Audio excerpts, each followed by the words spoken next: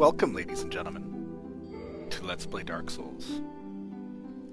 So this time we're going to actually be switching off of Delicate. I'm going to be sending out a post today, which it is Wednesday, I believe. Wednesday at like 5 a.m.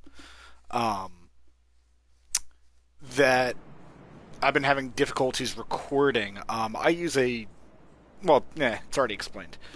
But nonetheless, I have to switch over to Greed here, and he's not wearing many clothes. He's only wearing the hat and these pants, just because they both give him poise.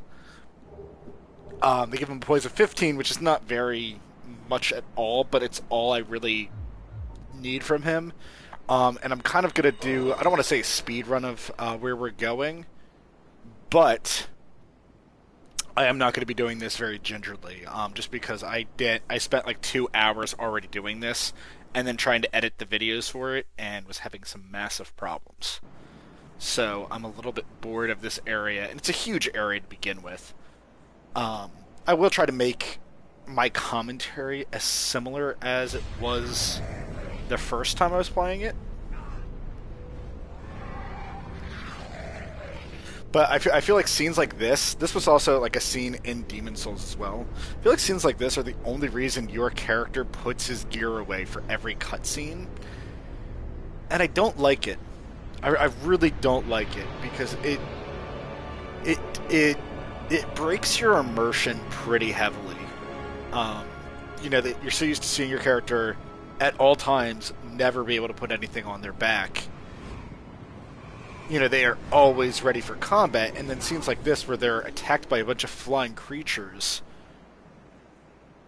all of a sudden they just have their things magically on their back and can't fight them off. So first things first, there is this guy here, and if you talk to him, he will actually take you back to Sen's Fortress. The very first time I played through Anor Londo, I had no idea about that.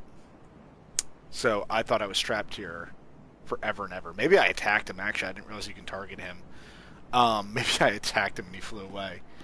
But Anor Londo here is beautiful, and I love this immersion that you look around and this place has, so far, all you've been into are ruins, destroyed buildings, a very, very dark, depressing place, and then you come here and it's kind of how it should be, like, Middle Ages style. Like, this was the castle, this was what everything was defending. Although this walkway is a little weird. I really wish that they had let you walk on those walls, or had a gate or something, some reason not for you not to be able to go over there, because this is a little weird that you just have this like sniper's tower, very thin windows that you can't really look out of. I mean, you can kind of do some justice, but not the justice you want. But I mean, this place is just gorgeous. I mean, you just look on it and instantly you want to go exploring. You want to see what is so valuable inside this beautiful city, and it's just gorgeous. I mean, like, even you have all the trees over there just being wildlife. You have the sun shining through the clouds. I think that is probably the most amazing image of this area, and just the size of it too. Like, everything here, there's so much to explore. Praise the sun, blah blah blah. Be wary of giant. Well, I guess he is a giant. Oh my gosh. Alright. So, Anor Londo is going to have giants in it. And this guy, as you can see, he does not aggro until you are very close. Now, so far on my playthrough, I've been showing a very heavy play style, so this is going to... Oh, lovely. This is going to be more of what your Dex characters are going to be like. Although this is not a Dex weapon. I actually meant to show that off at the beginning here. And that's going to hurt. Ooh, this time that terribly. I'm not very good with the Dex play style, so I generally don't play it. And there's a lot of moments where I get hit, and then I get very salty that I get hit. And it's just from a lack of understanding. If you understand this game, you can play through it naked. I do wear armor just because I tend to get hit, and I love blocking. That's the other thing. in terms of combat, I don't see... Like, this is stupid that I can dodge that so freely. Oh, I mistimed that terribly. I rolled right into that, actually. Oh gosh, I think I just aggroed the other one. Huh, I did not. So for most enemies, if they have a shield, what you're going to want to do is stray around their shield side. And the reason behind that is that if they try to attack over their shield, this is kind of common combat. If you're trying to swing with your right hand over your shield, notice that like I'm swinging directly in front of myself, it's very difficult for me to get to the left side of my body. And that's the closest attack I have with this thing. This is the Black Knight Halberd. There's a series of Black Knight weapons, and there's certain Black Knights scattered throughout the land. And if you kill them and you have the right amount of luck or item find, it's possible for you to get one of these weapons. This was probably the first weapon in the game that I got most comfortable with, and it fit my playstyle.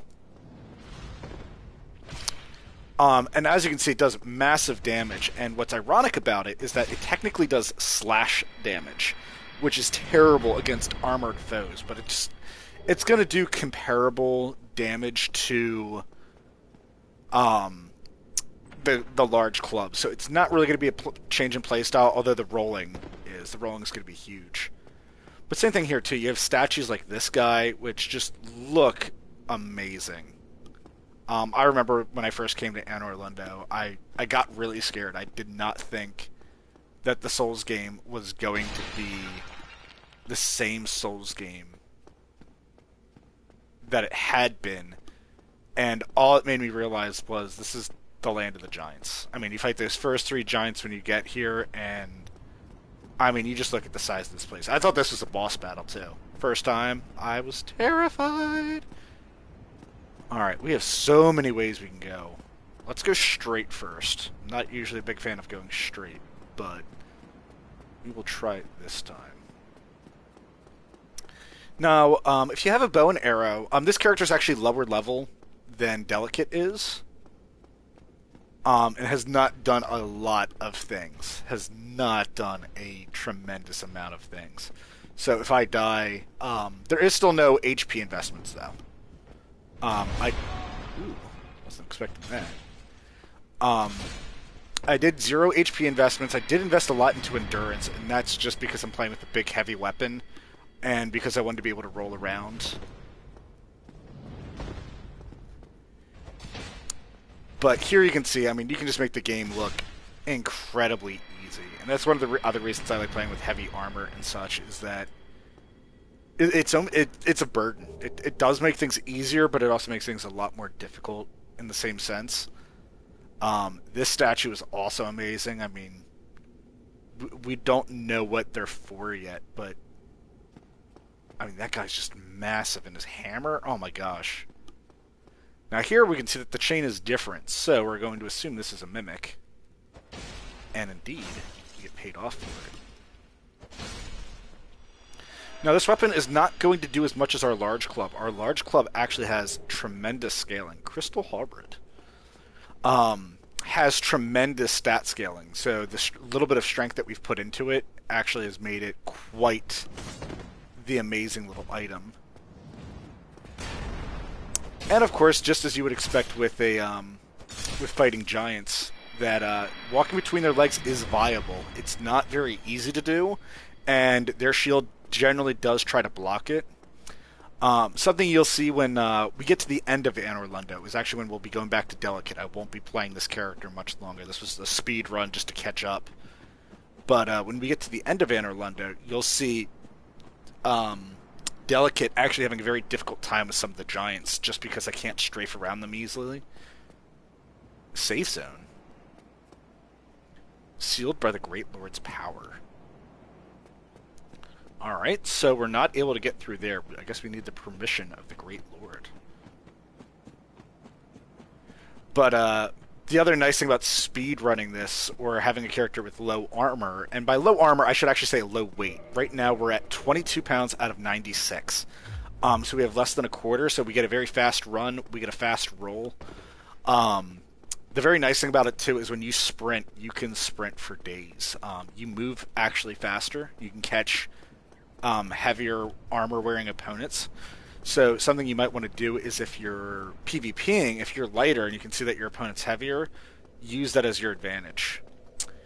Here we went to what would essentially be the left from the beginning, but nonetheless we have a bonfire here. We are going to level up a little bit. I actually don't know what I want to level up.